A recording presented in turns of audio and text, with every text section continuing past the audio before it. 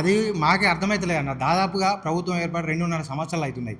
ఏంటిది ప్రభుత్వం రాకముందు ఏం చెప్పిండు, మేము విద్యార్థులందరికీ కూడా స్కాలర్షిప్లు ఇస్తాం, మంచి విద్యను ప్రొవైడ్ చేస్తాం, తెలంగాణనే ఈ దేశం మొత్తంలో తెలంగాణను ఒక రిఫరెన్సే చూపిస్తాం, తెలంగాణలో ఉన్నటువంటి విద్యని ఈ ప్రపంచానికి ఒక రిఫరెన్సే చూపిస్తామని చెప్పినటువంటి ఈ యొక్క కాంగ్రెస్ ప్రభుత్వం ఇప్పుడు చూస్తే తెలంగాణ వ్యాప్తంగా దాదాపుగా 10,000 కోట్ల స్కాలర్షిప్ రియంబర్స్మెంట్ ఫీజు పెండింగ్లో ఉన్నది. ఈ యొక్క తెలంగాణలో గ్రామీణ ప్రాంతాలకు చెందినటువంటి విద్యార్థులు చాలామంది కూడా ఈ యొక్క స్కాలర్షిప్ రియంబర్స్మెంట్ మీద ఆధారపడి వాళ్ళ యొక్క జీవితాన్ని కొనసాగిస్తున్నారు, వాళ్ళ యొక్క చదువును కొనసాగిస్తున్నారు. ఈ యొక్క రాష్ట్ర ప్రభుత్వం ఏం చేస్తూ ఉన్నదంటే ఈ యొక్క పెండింగ్లో ఉన్నటువంటి స్కాలర్షిప్లను రిలీజ్ చేయకుండా, ఈ యొక్క మెస్బాకాయలు ఇవ్వకుండా విద్యార్థులందరినీ కూడా విద్యకు దూరం చేసే ప్రయత్నం చేస్తూ ఉన్నది.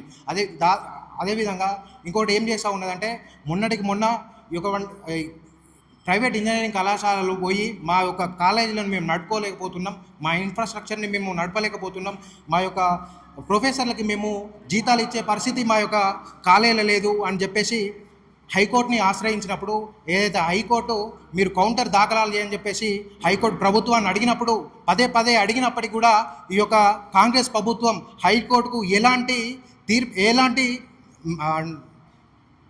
స్పందన ఇవ్వకుండా ఈ యొక్క రాష్ట్ర ప్రభుత్వం ఈ యొక్క స్కాలర్షిప్ రియంబర్స్మెంట్ పథకాన్ని ఎత్తివేసే విధంగా ఈ యొక్క రాష్ట్ర ప్రభుత్వం వైఖరి ఉన్నదన్న. అసలు రేవంత్ రెడ్డి కాంగ్రెస్ పార్టీ గవర్నమెంట్ అసలు విద్యలో భారతదేశంలో నెంబర్ 1 ఉందా అని మాట్లాడుతున్నారు రేవంత్ రెడ్డి.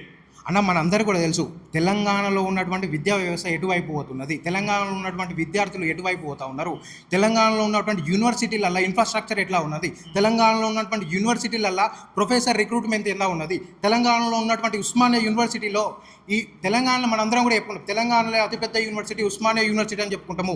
ఉస్మానియా యూనివర్సిటీలో ప్రొఫెసర్ రిక్రూట్మెంట్ జరిగి దాదాపుగా 12 నుంచి 13 సంవత్సరాలు అవుతున్నది. ఇప్పటికి కూడా ఉస్మానియా యూనివర్సిటీలో కానీ దాదాపుగా ఇంకా వేరే యూనివర్సిటీలో కానీ ఇప్పటికి కూడా ప్రొఫెసర్ రిక్రూట్మెంట్ కూడా చాలేదు. మొన్నటికి మొన్న యూనివర్సిటీకి వచ్చి ఏం చెప్తాడు, ఈ యూనివర్సిటీకి 10,000 కోట్లు ఇస్తాం, యూనివర్సిటీ డెవలప్మెంట్ చేస్తామని చెప్పి మాట్లాడిండు. అదేవిధంగా యూనివర్సిటీ రిక్రూట్మెంట్ చేస్తామని చెప్పేసి కూడా మాట్లాడింది. ఇప్పటికీ దాదాపుగా 4 నెలలు అవుతుంది యూనివర్సిటీకి వచ్చిపోయి, ఇప్పటికి కూడా ఈ రిక్రూట్మెంట్ గురించి మాట్లాడిన దాఖలాలే లేవు అన్న. అసలు ఇప్పుడు కాంగ్రెస్ పార్టీ అసలు విద్యాశాఖ లేకపోవడం అసలు ఏం చేసే ఇంత నిర్లక్ష్యం, విద్యాశాఖనే లేదు తెలంగాణలో. అదే అన్న, అదే మాకు అర్థమైతలేదు. మాకు అర్థం కాని ముచ్చటే అది. మరి ఈ యొక్క రేవంత్ రెడ్డి ఆయన పెద్ద నిపుణుడు అనుకుంటున్నాడో, లేకపోతే చాలా మేధావి అనుకుంటున్నాడో, లేకపోతే ఒక శాస్త్రవేత్త అనుకుంటున్నాడో, లేకపోతే ఏమనుకుంటాడో మాకు అర్థమైతలేదు. ఆయనకి ఎన్ని పట్టాలు ఉన్నాయి, ఎన్ని డిగ్రీలు ఉన్నాయో అర్థమైతలేదు మాకు కూడా. ఎన్ని డిగ్రీలు ఉన్నాయి, ఎన్ని పట్టాలు ఉన్నాయి, ఎన్ని పిహెచ్డీలు ఉన్నాయని చెప్పేసి ఆ విద్యాశాఖను ఆయన వెనుక పెట్టుకొని ఉంచుకుంటాడో మాకు కూడా అర్థమైతలే అన్న.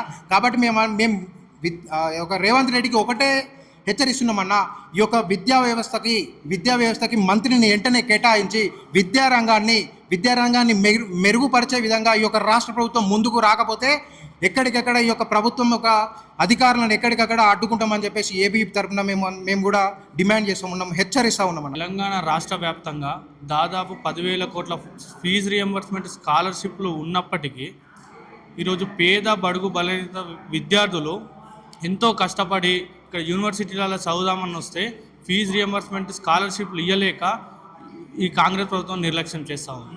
దీనివల్ల పేద విద్యార్థులు సర్టిఫికేట్లు తీసుకోకుండా బయటికి పోలేని పరిస్థితి, ఇప్పుడు ఆ పరిస్థితి ఏర్పడి ఇంటికాడ కూర్చునే పరిస్థితి ఈరోజు కాంగ్రెస్ ప్రభుత్వం ఈరోజు తీసుకొస్తూ ఉంది. కాంగ్రెస్ ప్రభుత్వానికి ఆటల పోటీలు పెట్టడానికి డబ్బులుంటాయి, కాంట్రాక్టర్లు ఇవ్వడానికి డబ్బులుంటాయి, కానీ మాలాంటి పేద విద్యార్థులకు చదువులకు పెట్టడానికి డబ్బులు లేవా అని చెప్పేసి మేము అడుగుతూ ఉన్నాం.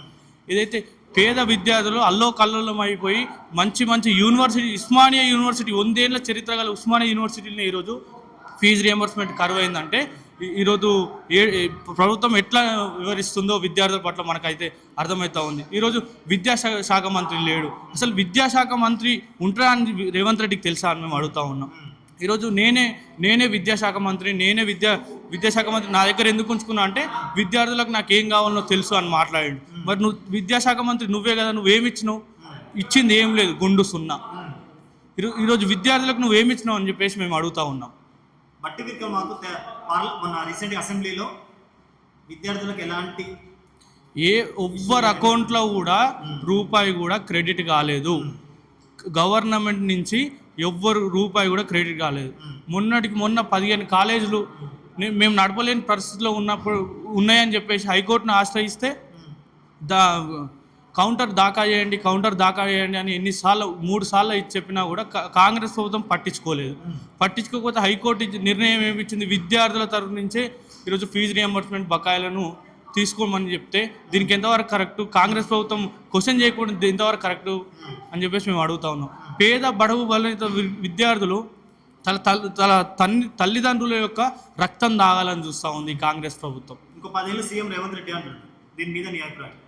10 ఏళ్ళు కాదు, ఇంకో 10 నెలలు కూడా విద్యార్థులు ఊకోరు. నువ్వు ఫీజు రియంబర్స్మెంట్ స్కాలర్షిప్లు విడుదల చేయకపోతే పెద్ద ఎత్తున విద్యార్థులతో కలిసి ఉద్యమానికి శ్రీకారం చుడతాం. రేవంత్ రెడ్డి ఖబర్దార్.